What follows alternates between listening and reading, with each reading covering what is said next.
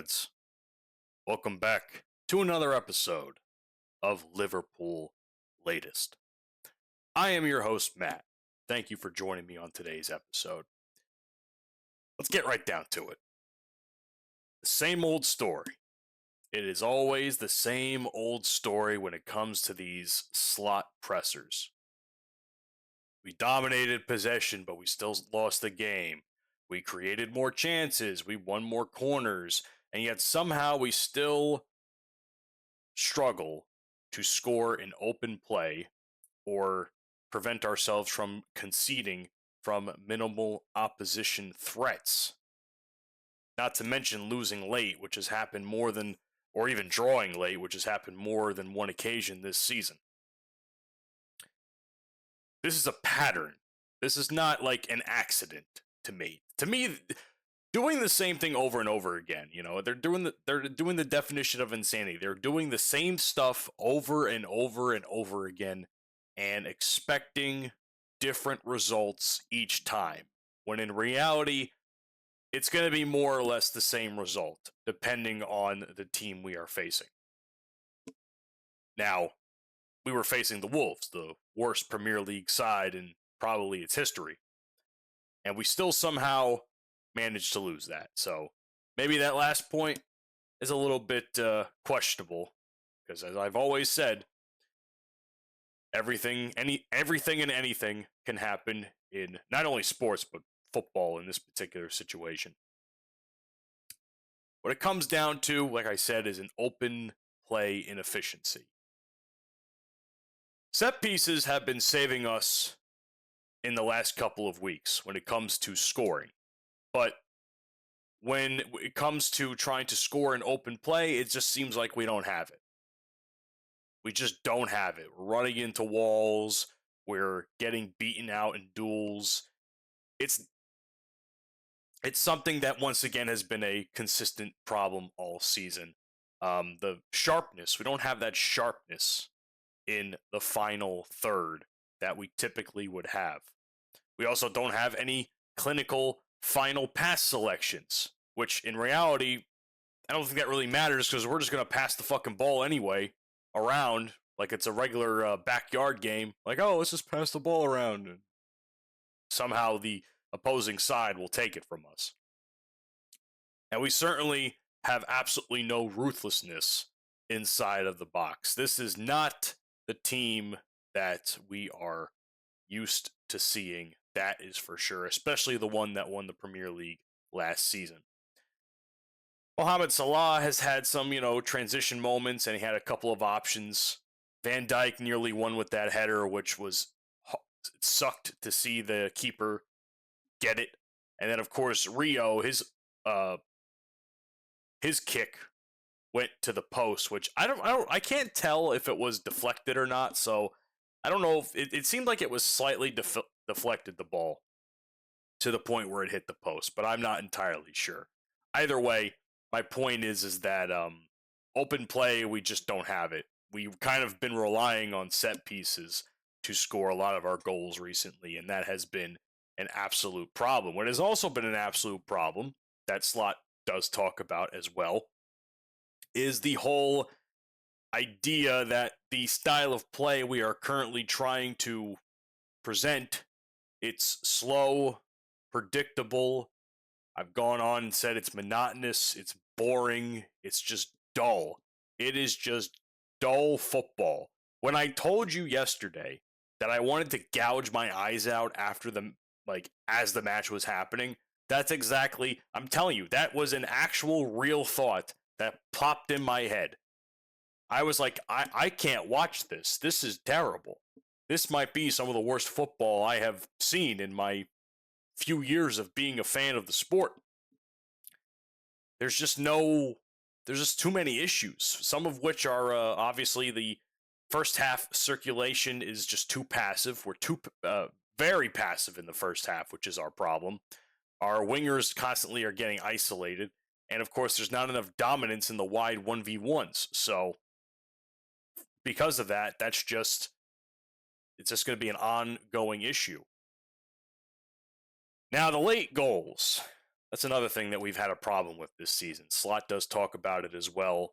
Talks about the issues of having late goals, and in this case, he downplays the idea of the extra time narrative. But it's funny because this is not the first time we have had this problem.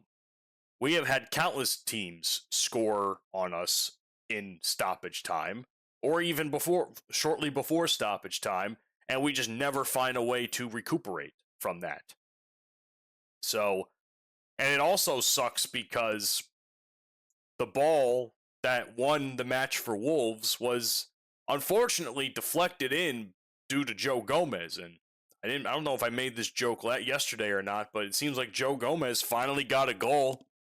I know it wasn't necessarily credited to him as an own goal, but he certainly got a goal involvement. That's for sure. As shitty as it sounds, but then the whole sequence leading up to that is also on Allison, because Allison did an absolute ass job trying to clear that ball out of the zone.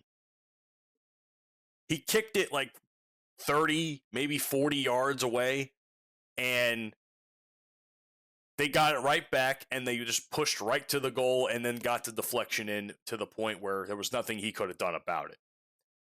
That was all from Allison Becker's, I don't know if it was mental fragility or what. I mean, in my notes, it necessarily says mental fragility or coincidence, but if you ask me, I think it's a bit of both. It's bad luck mixed with just bad mental toughness. There's no way Allison should have been kicking that ball that weakly. That ball should have been on the other side of the field with how much of a threat Wolves were being in that extra time period. And I've seen some of the comments that Slot talked about, and it's just, he goes on to say that it's just a very unlucky situation. And I think it all starts from that very poor kick that Ali had in regards to, at least this is my opinion now, of how that final goal came about. So, I mean, I don't know if I'd go as far as to say it's a tactical error, but it's certainly something that could have been very preventable in the long run. Probably the last and perhaps most important thing that Slot talks about, and this is towards the end of the whole thing, where he talks about his expectations for the team. He goes on to say, and I will read this first portion, quote by quote. The question was on whether losing games like this changes his expectation for the season as a whole. He goes on to say, no, my expectations have changed throughout the season because I expected more from us than where we are fighting for right now. It's another setback, and we didn't help ourselves with this result. Not at all. But there are still 8 Premier League games to play, so we are coming closer and closer to the end and then dropping points in a game where it's absolutely not necessary if you look at the run of play. It wasn't that we played so great, I'm not saying that, but if we play this game in the fashion 10 times, we don't think we lose 10 times. All right, so a lot to unpack there. I don't agree with that at all. I think in the sense where he says his expectations have changed, yes, I can see why your expectations have changed, because you didn't expect to be as shit with the personnel that you acquired after getting rid of a lot of the younger core that was starting to come up. So, and some of those people have been helpful. Ekitike has been great. Kirkis has been more than improved.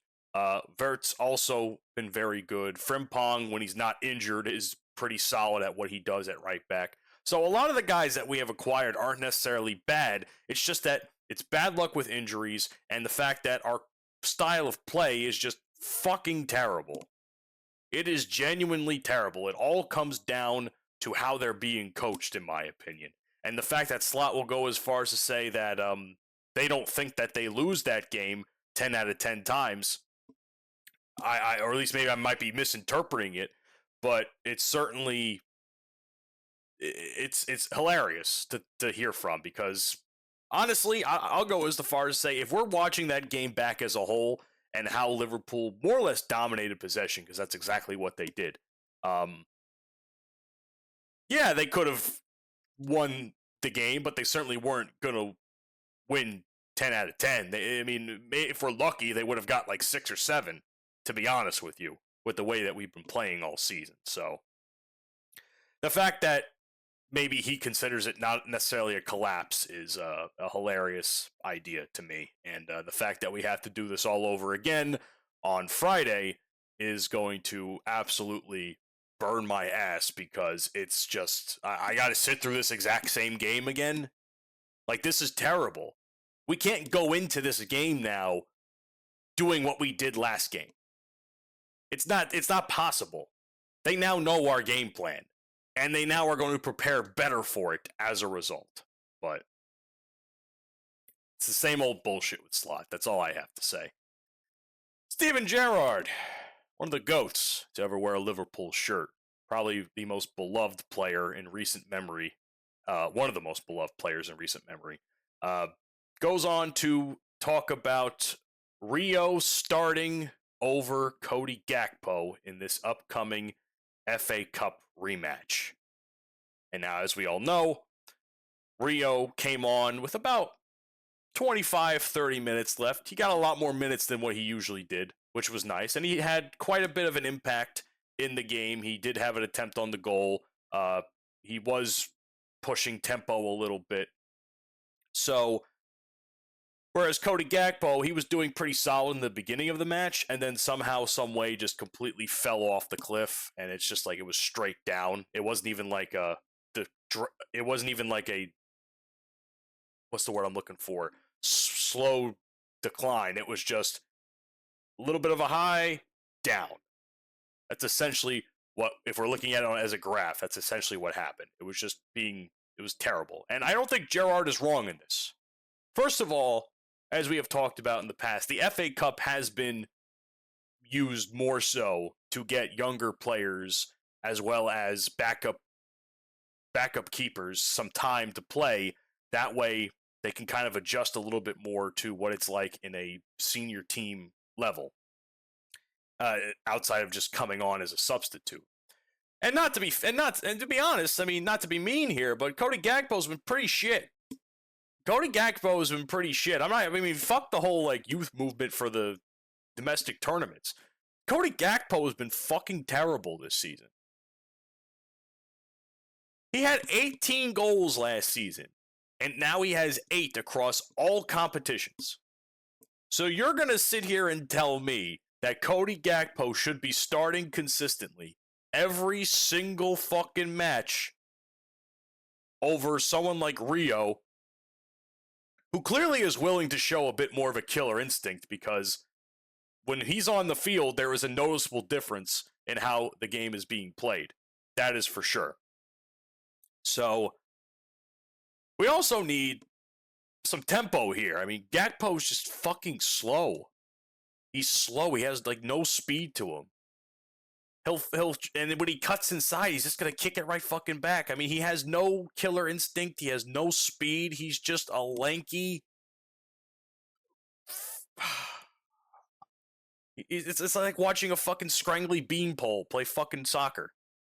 He's lanky as fuck, and he's pretty tall, and they don't use him to what capacity he could be used at, but he's also pretty ass at the same time. So, if we're going to use the argument of Mo isn't producing, as in Mo Salah isn't producing, he should be benched, we should also have the right to say the same thing for Cody Gakpo. Cody Gakpo has been just as much of a problem in the front three as Mo Salah has. The only person pulling their weight as far as strikers and wingers go is Ekitike. That's the only person who's actually pulling their weight for the team. And I will die on that hill. And Rio Ngamoa, has got quite a bit of hype on him, because yes, he does have a bit of he's got a bit of weight to the argument that I'm trying to present to you.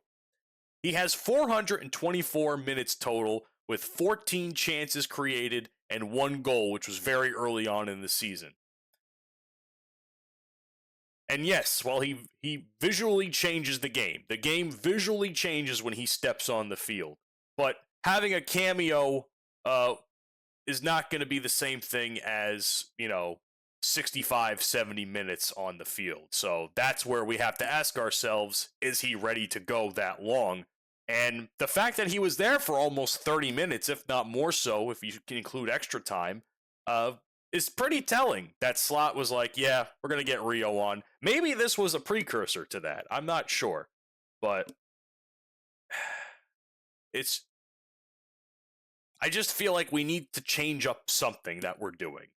And while there's multiple problems across the board, there is one consistent problem, and that is Cody Gakpo on the left. And I think Rio should be starting. I 100% agree with Gerard that Rio should be starting in this next match for the FA Cup, because we need something to be unpredictable. We need some sort of unpredictability instead of, once again, the same old slog of a style of play that we create on a consistent weekly basis. Speaking of trying to change the game and give people a chance, well, one of the guys that we just signed is apparently, he's injured. Jeremy Jacquet had a really bad shoulder injury about a month or so ago now that it's been talked about. And it looks like it is now a season-ending shoulder injury because he's got surgery coming up. And that is not necessarily great news. It's not bad news for Liverpool. I don't know if it's necessarily bad news or really a problem. And I say that because the timing kind of works out for us. His league, League One, ends in middle of May, just like all the other leagues do, really. A shoulder injury, a shoulder recovery from surgery takes about 8 to 12 weeks, maybe sometimes more. He should be preseason ready, man. On paper, it's timing out to be preseason ready. It's also not a lower extremity injury like a leg or an ACL or a foot. Nothing over the course of that. But it's definitely, it's not great to see. I don't want to see the guy get injured before he even plays for us, but it's going to be very much an interesting thing, especially with the whole center back position more or less being shaken up by this potential, not potential, this signing here, because Van Dijk probably will be playing maybe one more year at the end of his contract. Konate, we still have no fucking idea what's going on. I don't think he signs at this rate, because if he would have signed, he would have done it a long time ago. And Jacquet is probably going to be our next guy. And it's a matter of, for me, it's a matter of, will he be healthy enough? Because, let's also be fair, center back's a pretty physical position. They have to do a lot of shit. Not just trying to defend balls. They gotta push guys around in the box. If they have to commit a foul, they will. It's something that is a very difficult position, a very physical position that is required of them. And I kind of worry for Jacquet's health a little bit as a result of that.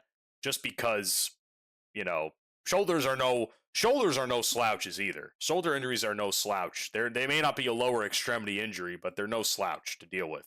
I know professional wrestlers that get shoulder surgery, and they are out for months at a time, to the point where you almost kind of forget that they exist until they come back. So this is definitely something that we're going to need to keep an eye on. So the fact that it's now confirmed he needs surgery isn't necessarily great, but it's also a testament to that now they are in the process of preparing for a defensive transition once he is fully healthy. So that's going to be something that I will keep an eye on and deliver to you guys as news about it shows up. Just like this piece of news, which I've read and I was like, huh. Jarell Quansah. He's been doing a pretty solid job over at Bayer Leverkusen. He was sold over the summer for 35 million euros, and now his reported buyback, if Liverpool choose to do so, is 80 million. He's had a very strong season in the Bundesliga. And I probably butchered that pronunciation. And he's also got 4 goals as a center back, which is pretty solid.